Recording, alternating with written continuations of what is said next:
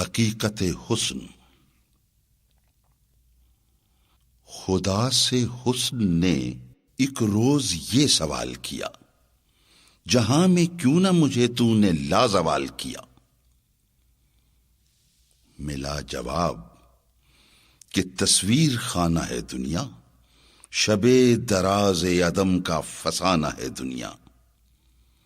ہوئی ہے رنگ تغیر سے جب نمود اس کی، وہی ہنسی ہے حقیقت زوال ہے جس کی۔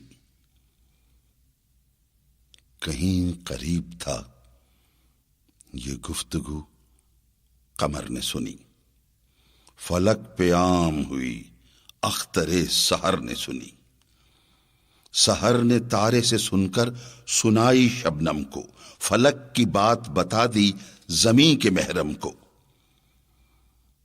بھرائے پھول کے آنسو پیام شبنم سے، کلی کا ننھا سا دل خون ہو گیا غم سے۔